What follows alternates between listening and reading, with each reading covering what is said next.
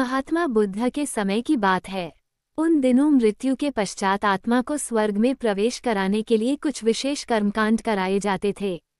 होता ये था कि एक घड़े में कुछ छोटे छोटे पत्थर डाल दिए जाते और पूजा हवन इत्यादि करने के बाद उस पर किसी धातु से चोट की जाती।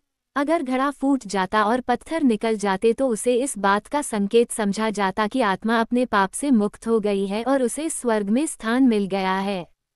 चूंकि घड़ा मिट्टी का होता था इसलिए इस प्रक्रिया में हमेशा ही घड़ा फूट जाता और आत्मा स्वर्ग को प्राप्त हो जाती, और ऐसा कराने के बदले में पंडित खूब दान दक्षिणा लेते। अपने पिता की मृत्यु के बाद एक युवक ने सोचा क्यों न आत्मा शुद्धि के लिए महात्मा बुद्ध की मदद ली जाए। वे अवश्य ही आत्मा को स्वर्ग दिलाने का कोई और बेहतर और निश्चित रास्ता जानते होंगे।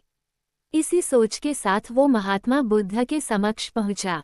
हे महात्मन, मेरे पिताजी नहीं रहे, कृपया आप कोई ऐसा उपाय बताएं कि यह सुनिश्चित हो सके कि उनकी आत्मा को स्वर्ग में ही स्थान मिले। युवक बोला। बुद्ध बोले, ठीक है, जैसा मैं कहता हूँ वैसा करना। तुम उन पंडितों से 2 घड़े लेकर आना, एक में पत्थर और दूसरे में घी भर देना।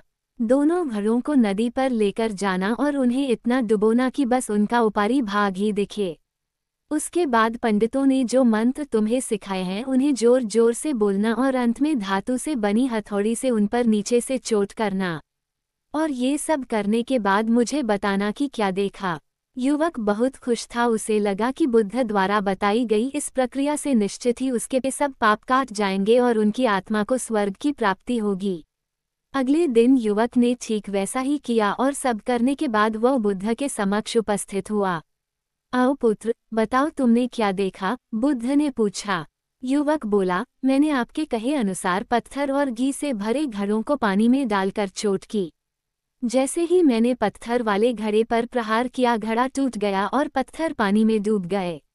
उसके बाद मैंने घी वाले घड़े पर वार किया, वह घड़ा भी तत्काल फूट गया और घी नदी के बहाव की दिशा में बहने लगा। उद्धरण चिन्ह। बुद्ध बोले, ठीक है, अब जाओ और उन पंडितों से कहो कि कोई ऐसी पूजा, यज्ञ इत्यादि करें कि वे पत्थर पानी के ऊपर तैरने लगे और घी नदी की सतह पर जाकर बैठ जाए।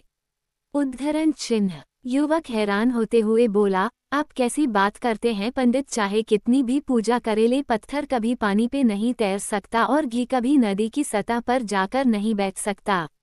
बुद्ध बोले, बिल्कुल सही, और ठीक ऐसा ही तुम्हारे पिताजी के साथ है।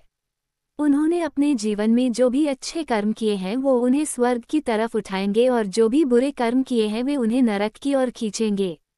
और तुम चाहे जितनी भी पूजा करा लो, कर्मकांड करा लो, तुम उनके कर्मफल को रत्ती भर भी नहीं बदल सकते।